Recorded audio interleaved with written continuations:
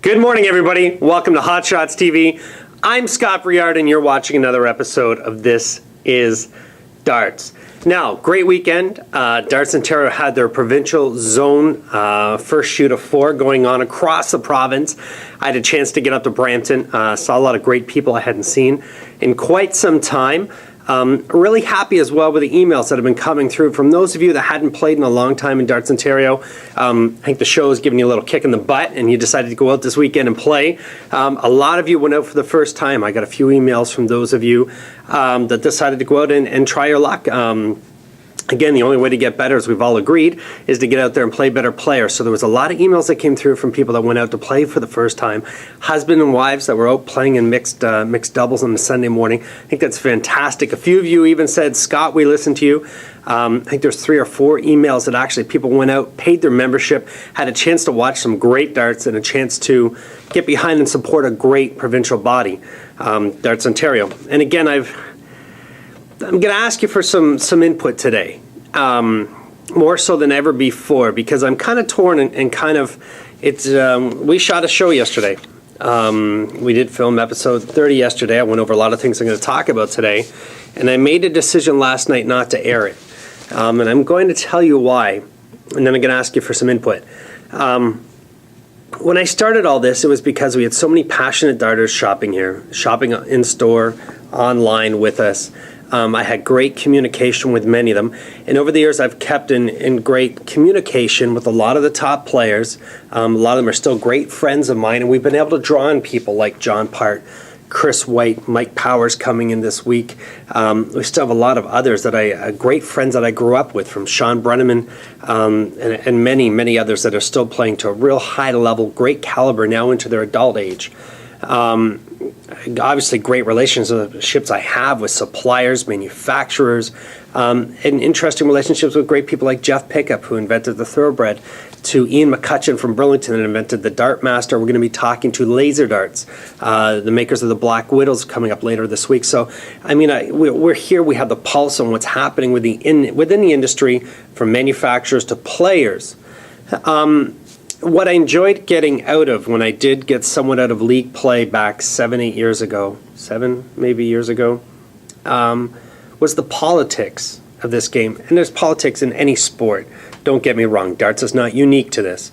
I wish it was, but it's not. It's relevant in everything from curling to baseball, hockey. I don't care where you are. I don't care what level you play at, in what sport or what hobby even, let's say.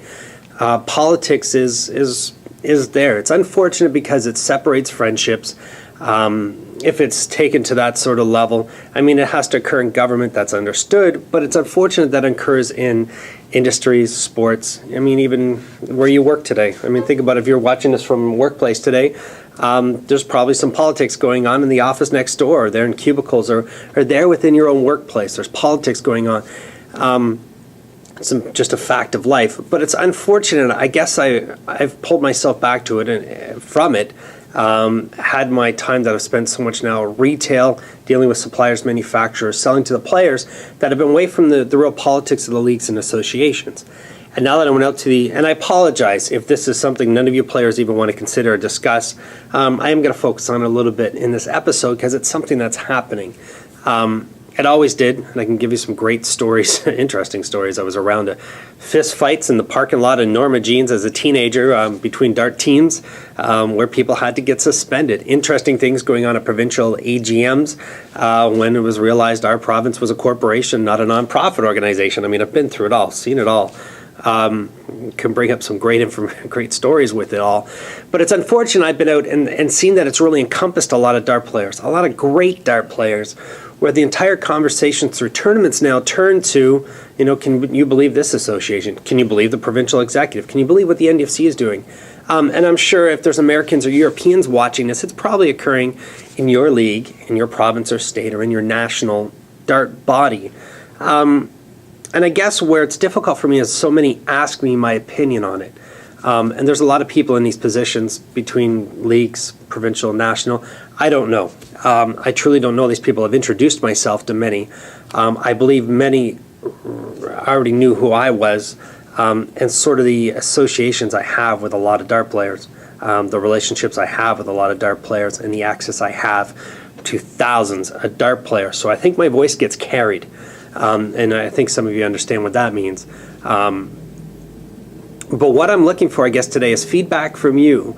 Are you a dart player that just stays out of all the politics? Do you just get out there, play your darts, and say, you know what, I don't want to know anything about what's going on in my league? Is there misappropriate use of funds? I don't want to know what's going on in my provincial or state body. Are they having issues? Are people cheating them of money? Are they cheating as an executive? And we're not pointing any fingers or saying anything about any one particular association or league, but I want to know from you players, sort of what's your thought on politics, how it plays into darts. If you're a home player, you got the kids, you're playing 5-1 on Friday night, doing something great as a family, doesn't really have an effect on you. But this is more so for my league and tournament players, those that are serious. I guess I'm coming from such a great history in this game with learning how to play from the founder of the National Darts Federation of Canada, Johnny Rogers, on Tuesday nights. My parents would drive me down to a store on Lakeshore and Etobicoke, and I'd spend a half hour to an hour playing and talking and learning.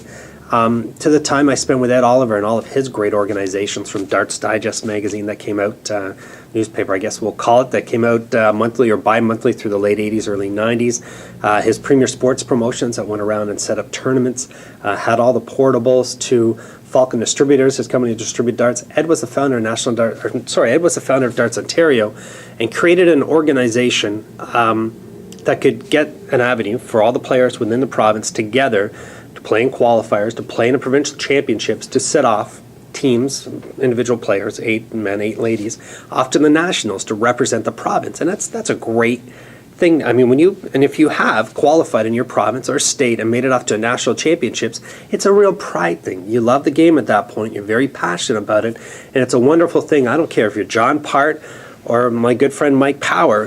When you qualify and make it on provincially, it's a real fantastic feeling. You feel like you've achieved something. So Darts Ontario plays a huge role in darts here in Ontario, and your state and other province organizations for you where you live probably have that great effect on you if you do qualify and make it through, let alone the NDFC. I mean, you qualify to represent your country and head off to World Championships. I mean, there's no greater achievement in the game than to really represent your country. And those that have done it lately, from Ontario even, from Bernie Millers to Terry Hayhurst, Chris Scott, I mean, you guys, if you watch this, I mean, you guys have had a great opportunity recently to go and represent Canada out there, whether it be the World Championships with the Masters or the World Cup and such. I mean, a great opportunity to travel, meet new people from other nationalities, other countries, just the overall exposure you get from this. And all of that is possible because of the great organizations like Darts Ontario and the NDFC, founded by 2 people, Johnny Rogers, Ed Oliver, that created these things for the dart player. Now, when my back gets up, and I don't want to touch on too much of this, and that's why I'm asking your feedback, your theory and thoughts on politics. Should I even involve it in this show, or have you just heard enough about it at league and tournament play? The last thing you want to do is hear about it on This Is Darts, and if that's the case, send me those emails as well. But I guess here's where I get somewhat defensive.